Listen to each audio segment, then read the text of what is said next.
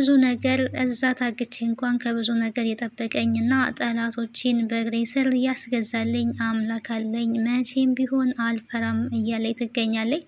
ታዲያ ዮዲት የኔን ህይወት እንደዚህ አመሰቃቅለሽ በሰላም የምትኖሪ እንዳይመስልሽ እገልሻለሁ በማለት ለመግደል ቢላ ይዛም ወደ ክችን ገብታ ነበረ። ነገር ግን ከኋላ እሷ ሳታይ በቢላ ህይወቷን ለማጥፋት ሙከራ አርጋ ነበር። አጋጣሚ ሆኖ ግን ወንዶሰን ሲገባ ወደ ክችን አይቷታል። እጅ ከፍንጅ ተይዛለች። ግን ታዲያ ቢላ ቀብይኝ ብላ ነው እንጂ እኔ እንዴት እሷን የሚገል አንጀት አለኝ? እንዴት ጨክኜ እሷን ልገል እችላለሁ? ቢላ አንጭልኝ ብላ ነው በማለት ወንዶሰንን ዋሽተዋለች።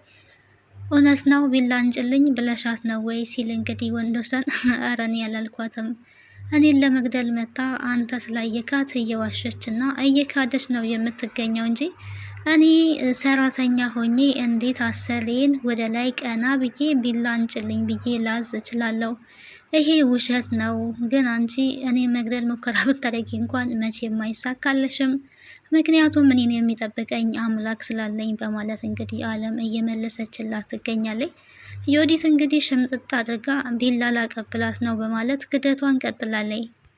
ምግብ እርቦኛል፣ ከነጋ ምግብ አልበላውም፣ ከጠዋት ጀምሮ ቁርስም አላገኘው፣ እባክሽ አለም ቁርስ ስጭኝ እያለችም እንግዲህ እየለመነቻት ነበረና ቁርስ ሳትበይ ነው የዚህን ያህል ስትሟገችኝ የነበረው? ቁርስ ብትበይማ አልችልሽም ነበረ፣ ለካ ሳትበይ የዚህን ያህል መከራከር ትችያለሽ ነበረ ስትላት የነበረው።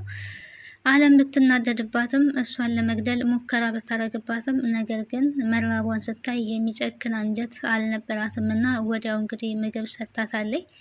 ምግቡን ገና ልትበላው ወደ አፏ ሳትለው እንኳን ወንዶሰን እንግዲህ ከውጪ መጥቶ አለም ምን እያደረግሽ ነው? እንዴት ለሷ ምግብ ትሰጫታለሽ? እንዲህ ምን እየሰራሽ ነው? እንደዚህማ ማድረግ የለብሽም፣ ጭራሽ ምግብ ሊሰጣት አይገባም ብሎ ምግቡን እንዳትበላ እንግዲህ በራቧ ላይ ጉሮሮዋ ላይ ቆሙባታል። እውነት ለመናገር ወንዶሰን አሁን ላይ እያደረገ ያለው ዮዲት እናቱ ላይ ስታደርገው የነበረውን ተግባር እያንዳንዱን ዮዲት ላይ እየተገበረ ነው።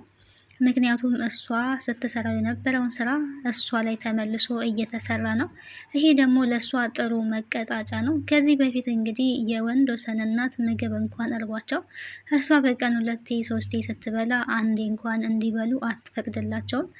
በዛ ላይ የተመጣጠነ ምግብም እንኳን አያስፈልጋቸውም ያረጁ አሮጊት ስለሆኑ በማለት ከዚህ በፊት አለም እንግዲህ የቤት ሰራተኛ ናት ዮዲት በሌለችበት ደብቃ አትክልት ሰርታ ስታቀርብላቸው እንዴት ለዚች አሮጊት አትክልት ትሰሪያለሽ? የተለያየ የተመጣጠነ ምግብ ስለሚያስፈልጋቸው ነው የሰራውላቸው ብትልም ልትሞት የደረሰች አሮጊት የተመጣጠነ ምግብ ምን ይሰራላታል? ከዚህ በኋላ ለሷ ሽሮ ብቻ ነው የሚያስፈልገው፣ ከዛ ውጪ ሌላ ምግብ እንዳሰጪ በማለት ለእሳቸው የተዘጋጀውን ምግብ እንግዲህ እንክት አድርጋ በልታለች። ታዲያ ያንን ምላሽ አሁን በልጃቸው እየተመለሰላት ይገኛል ለዮዲት።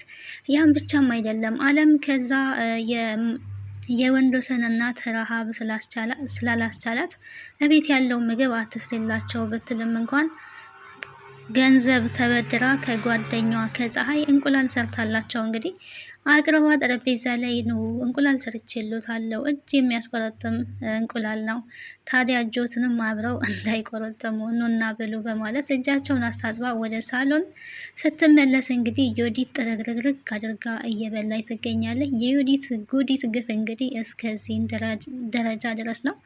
የተራቡት እናት እንግዲህ ለመብላት እጃቸውን ታጥበው ምንም ነገር ሳይበሉ ቀርተዋል። አሁን ላይ ዮዲት እየሆነች ያለችው እያንዳንዷን የዘራቻትን እየከፈለች ትገኛለች።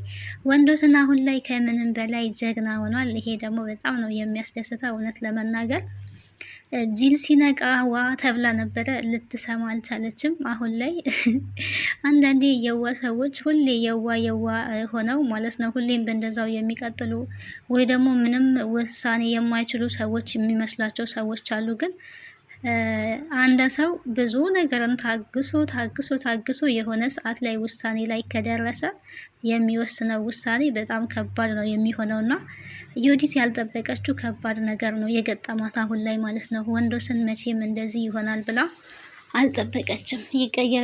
እንደዚህ ይቀየርብኛል ብላ አላሰበችም። ሁሌም እንደዚህ እያጃጃልኩት እኔ እንደፈለግኩኝ በራሴ መስመር አኖረዋለሁ ብላ ነበር። ሁሌ እንግዲህ አለቅነት የለም። የምር በጣም ያሳቀችኝ እና ሁሌ አለቃ ሆኜ እኖራለሁ ብላ ነበር ሀሳቧ። ነገር ግን አልተሳካላትም። አሁን ላይ እየተረገጠች ትገኛለች። እናቷም እንግዲህ የዛ ውኡ ነው እያለች ያለችው። ሀገር እያዝ ቤት የተሸጦ ነው፣ የጎዳና መውጣት አልፈልግም፣ በኪራይ ቤት መኖር አልፈልግም፣ ልጅ ያንተንስ የት ድረካለው? በኪራይ ቤትማ ጭራሽ ልድረክ አልችልም እያለች እንግዲህ እየቀወጠችው ትገኛለች። አስቻለው ግን 19 ሚሊዮን ብር ቤቱ ተገምቷል። ስለዚህ ቤቱ ይሸጣል። ከዛም በኋላ እኛ እየሰራን መኖር እንችላለን። አንቺ ከምትታሰሪ ከእስር ቤት የኪራይ ቤት ይሻላል፣ ድህነት ይሻላል ነው ያለት። እኔ እስር ቤት ነው የሚሻለኝ፣ ድህነት ራሱ እስር ቤት ነው። ስለዚህ መታሰርን እፈልጋለሁ እያለች ነው የምትገኘው። 19 ሚሊዮን ብር ተሸጦ 4 ሚሊዮን ብር እኮ ነው የሚጎለው ለዛ ለአመዳም አጋጭ። እሱ ስኬት መጥቶ ሊሞላለት ነው ነበር ስትል የነበረው። አስቻለው ታዲያ ባንክ ያለሽን ገንዘብ ሞልተሽ እዳሽን ትከፍያለሽ፣ ከዛ በኋላ ተከራይተን እንኖራለን፣ ከምትታሰሪ በኪራይ ቤት ነው መኖር የሚሻለው ነበረ። አንተ አመዳም እንደዚህ አትበለኝ ነበረ እያለች ልጇን እየተሳደበች የነበረው። አመዳም አትበይኝ እናቴ አትሳደቢ ቢልም አመዳም የአመዳም ልጅ ብላ እንግዲህ እራሷንም እየሰደበች ትገኛለች። በቃ ኦልሬዲ አብዳለች ማለት ነው። ወርቂቱ ጨልላለች ትላላችሁ። አመዳም የአመዳም ልጅ ካለች እንግዲህ እራሷንም እየተሳደበች ነው።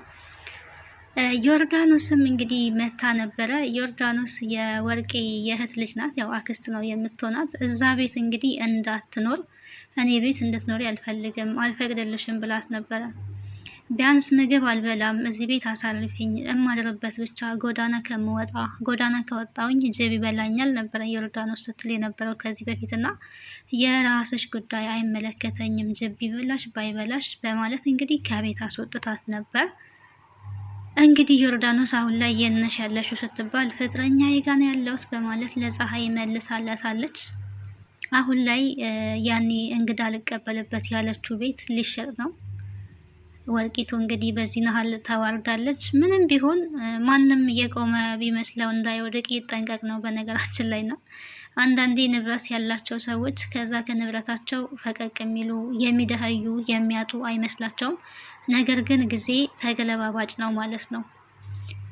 ጊዜ ዳኛ ነው። ያጣ ያገኛል፣ ያገኘ ሊያጣ ይችላል። እና እንደዚህ ስላለ ሁሌም ቢሆን የሰው ልጅ መልካም ሆኖ መኖር አለበት። ሰዎችን በተለይ ማሳዘን የለበትም። ለሰዎች መልካም መሆን አለበት። መልካም ስራችን መልሶ ይከፍለናል። ክፉ ስራ ደግሞ መልሶ እንደዚህ እንደ ዮዲት እና እንደ ወርቄ ይጥላል ማለት ነው። ታዲያ ዮርዲ ፍቅረኛዋ ቤት በመሆኗ ፀሐይን አስደምሟታል። እንዴት ሰርግ ሳንበላ እኔ እኮ ገና ሚዜ ሆናለሁ ብዬ እያሰብኩኝ አንቺ ጭራሽ ፍቅረኛ ቤት ገባው፣ ሳትጋቡ እንዴት ትገባላችሁ ነው ወይስ በመዘጋጃ ነው እያለ ብዙ ነገር እያለች ትገኛለች።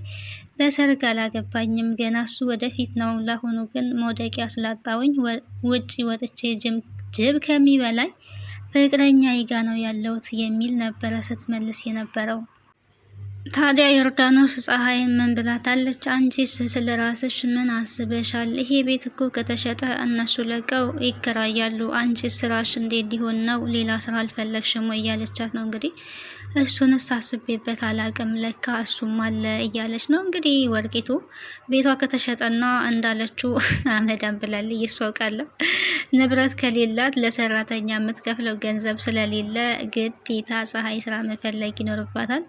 ልክ ብለሻል፣ አስቤበት አላቅም ነበረ፣ ፈልጋለሁ፣ በቃ ምን አረጋለሁ፣ ፕሮሰሴ እስከሚያልቅ ድረስ የሆነ ስራ ፈልጌ መግባት ይኖርብኛል ብላለች። ግን ስራ ፈልጎ መግባቱ ቀላል ሊሆን ይችላል። እንደገና ደግሞ የአዲስ ሰዎች ጸባይና ባህሪ መልመዱ ያ ከባድ ነው የሚሆነው። ያ ነገር በጣም ያስፈራኛል ብላለች ፀሐይ። ሁሌም ቢሆን የተሻለ ነገር ለማግኘት ስኬትን ለማግኘት አዳዲስ ነገሮች ሲመጡ ልትፈሪ ትችያለሽ። ስኬት የሚያስፈራ ነገር ነው፣ ግን ደግሞ በዛ በፍርሃት ውስጥ ስኬትሽ እና የተሻለ ለውጥ ልታመጪ የምትችው ያንን የምትፈሪውን ነገር ደፍረሽ ስትገቢበት ነው ብላለች። እንግዲህ የስኬት መጀመሪያ ቆራጥነትና ውሳኔ ነው። ፀሐይ እንደምንም እንግዲህ ወስና ስራዋን ፈልጋ መግባት ይኖርባታል ወይስ ፍቅረኛዋን ደግሞ ጥላ መሄድ እንዴት ይኖርባታል የሚለው የአሳሳቢ ነው። አሁን ላይ አስቻለውን ታፈቅረዋለች። እውነት አስቻለውን እንግዲህ ፍቅሯ ከልብ ከሆነ ንብረቱ የለም አሁን ላይ የሚያፈቅራት እሱ እንደፈለግሽ አድርጌ አኖርሻለሁ ነበረ። አሁን ላይ ያስቻለው ፀሐይን እንዴት አድርጎ ነው ሊያኖራት የሚችለው የሚለው እንግዲህ አሳሳቢ ነው። ንብረታቸው የለም። ሲቀጥል ፀሐይ አረብ ሀገር እንድትሄድም አይፈልግም እሱ። ቤተሰቦችሽን እኔ እረዳልሻለሁ፣ አንቺ ደግሞ ከኔ ጋር ነው መኖር ያለብሽ፣ እኔ አንቺን አግብቼ ነው የኔ ንግስት አድርጌ መኖር የምፈልገው የሚል ቃል ገብቶላት ነበረ። እንግዲህ ነገሮች አንዳንዴ ሰው እንዳሰበው ሳይሆን ፈጣሪ እንዳሰበው ነው የሚሆነው። የፀሐይና ያስቻለው መጨረሻስ ምን ሊሆን ይችላል የሚለውን አብረን ነው ልናይ የምንችለው። ታዲያ ዮርዳኖስ ከፍቅረኛዋ ጋር እንደምትኖር ፀሐይ ላስቻለው ነግረዋለች። እንዴ ሚስጥር ነው እኮ ብዬ ነገርኩሽ፣ እንዴት ትናገር ያለሽ አንቺ? በቃ ነገሮች ሁላ ታበለሻሻለሽ ማለት ነው ብላታለች። ወይ ሚስጥር ነው? እኔ እኮ አላወቅኩኝም። ያው ብዙ ጭንቀቶች ስላሉበት ሰሞኑን እንዳይጨነቅ ነው በማለት እንግዲህ አሁን ላይ ፀሐይ ያስቻለው ጭንቀት ያስቻለው መከፋት በጣም እያሳሰባት ይገኛል። መጀመሪያ ላይ መልሷ እኔ አንተን አልፈልግህም፣ እኔ ፍቅሮቼ ቤተሰቦቼ ናቸው እያለች ነበረ። ግን እያደር ፎንቃ እያፈቀረችው ነው እና ስለሱ ማሰብ እና ስለሱ መጨነቅ እንደዚሁም በጭንቀቱ ጊዜ ከጎን ሆና እሱም ማውራትን ጀምራለች። እናትየዋ ስታይ ከፍና ዝቅ ብታረጋትም እሷ ግን ካስቻለው ጋር ምክክሯን እንደቀጠለች ነው። እንደዚህ ተከፍተ ስላየው ይሄ ሁሉ ነገር ስለመጣብክ በጣም አዝናለሁኝ፣ ይሄ ላንተ አይገባም ነበር ብላለች። የእሱ መልስም እንግዲህ የእባብ ልጅ ሆኜ መርዝን መጥላት አልችልም፣ የመጣውን ነገር ያው መጋፈጥ አለብኝ የሚል ምላሽ ሰጥቷታል። እንግዲህ የእናት ግፍ የሚለው ድራማ ይሄን ይመስል ነበረ። ቀጣዩ ክፍል ምን ይሆናል የሚለውን አብረን የምናይ ይሆናል። ስለነበረን ቆይታ አመሰግናለሁ። ስለምትከታተሉኝም ከልብ አመሰግናለሁ። ቤተሰብ ያልሆናችሁ አሁንም ቤተሰቡ ነው፣ ሰብስክራይብ እያደረጋችሁ ተቀላቀሉ። ሀሳብና አስተያየታችሁን በኮሜንት ሴክሽን ላይ አስቀምጡልን። ስለነበረን ቆይታ በድጋሚ አመሰግናለሁ። ባይ ባይ። ሰላም ቆዩ።